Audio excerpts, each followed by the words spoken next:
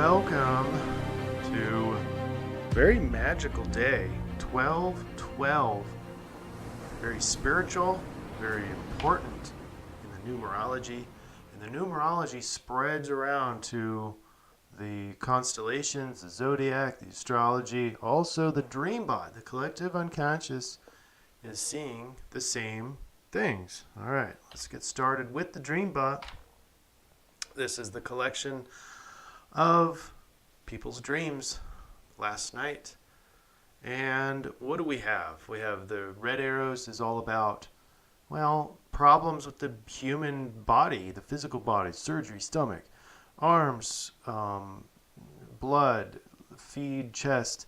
So there's physical problems, and I talked about health and wellness. That's the meme. And then the blue arrows is quite the opposite. This is the non-physical stuff. So the alien, the Jesus, the golden. And then we're asking with question and looking towards that Savior. So the meme I called is Ask the Savior.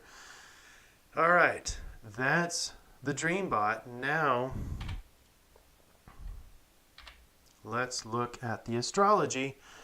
And I want to highlight 12/12 up here. It's more than just 12. 12 is very important in and of itself. You have two numbers in there on the 12. The 1 is singular. The 2 is plural. So it's very well balanced, but it's also wholeness, completeness.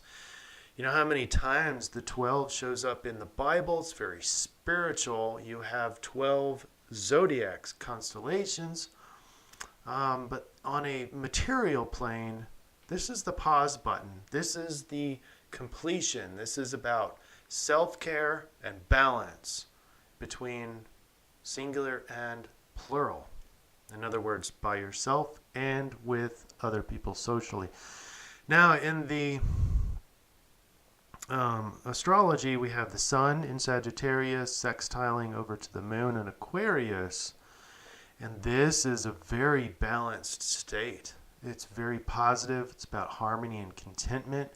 You really get the best of both worlds. It is about balance. So in balance in all things. So not just by yourself nurturing, but also shared with other people, but not just always with other people. So you're always, you've got a nice balance there. So it's a day to take care of yourself.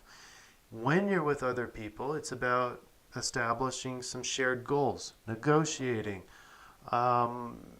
even contracting is a positive thing too, because you've got Mercury just headed into Sagittarius, and again, I don't like these random 30 degree thing. So the fact that Mercury is getting closer to this big old gaggle here, that's important. But just skirting this line, not sure if that's so important.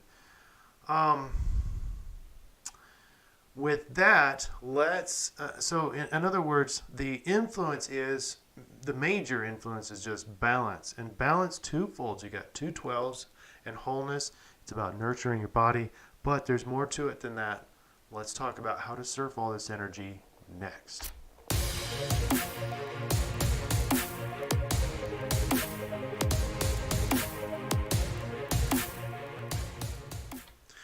If this is your first time here, be sure to hit the subscribe button below. You don't want to be missing any of the future surf reports.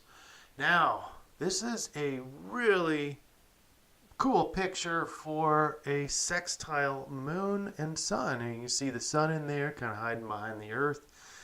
And what's neat is she is relaxing, i.e. the 12/12/12, and nurturing herself on the moon, Aquarius, because the moon is in Aquarius, and she's just kind of watching from afar, but nurturing and rejuvenating herself. So that's it's very symbolic for what we have here. And then Aquarius is you can kind of disassociate and kind of be free in the mind and kind of wander wherever you want to. So this is a very appropriate picture.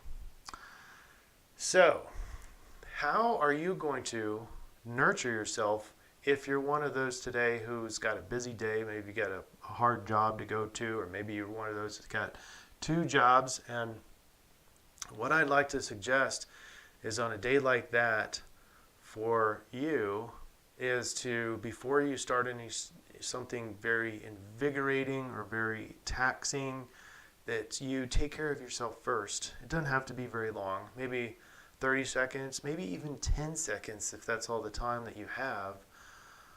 You can even do this before answering a phone call, for example.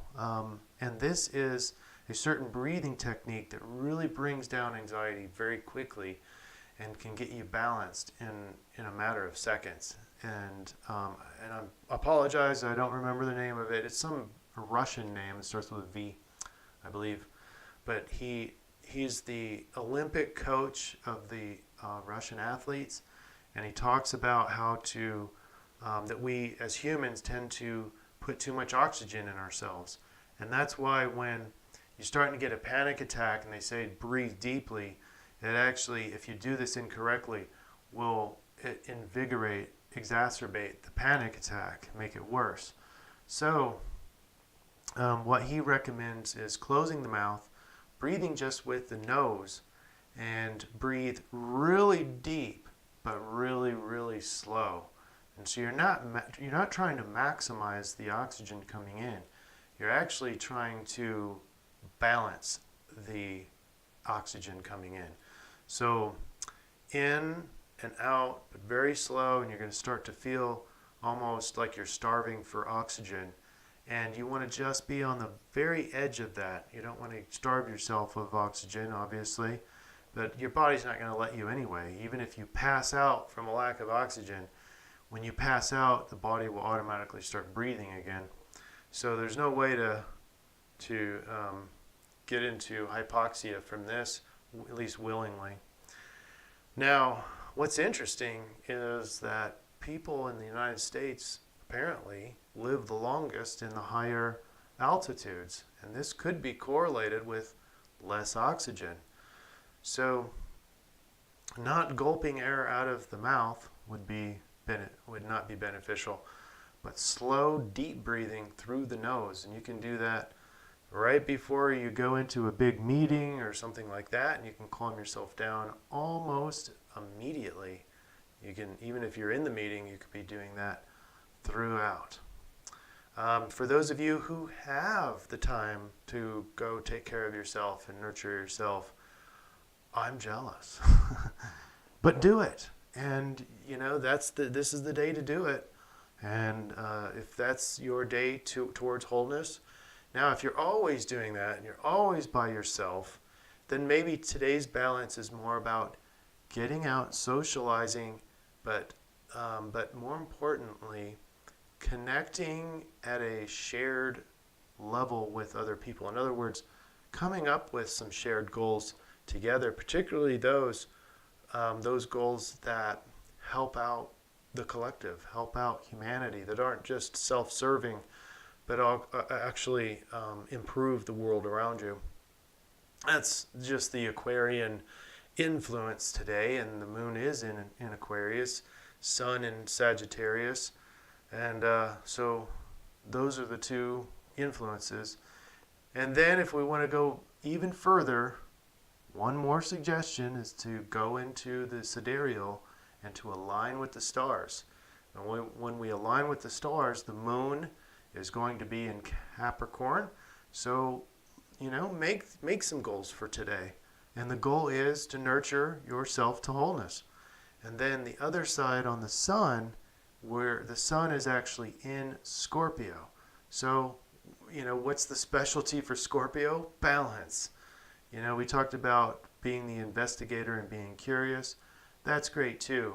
Being curious about what you can do to bring yourself back into balance. This would be great. But we do have to align with the stars out there today, despite the influence being in different constellations. All right, that's a wrap today. Now, what I'm going to do, I'm going to add a link down below for Foundation to Inner Peace. In other words, this is a 10-page paper on all the items that you need in order to have a foundation of peace. In other words, you cannot have inner peace without first having this foundation in your life. And from there, there's even more things, more advanced stages into inner peace. But this one is the free foundation. So go click that, and it'll take you to a little pamphlet that I created. All right, and do let me know what you think of that pamphlet. All right, you guys take care, and we'll see you again mañana.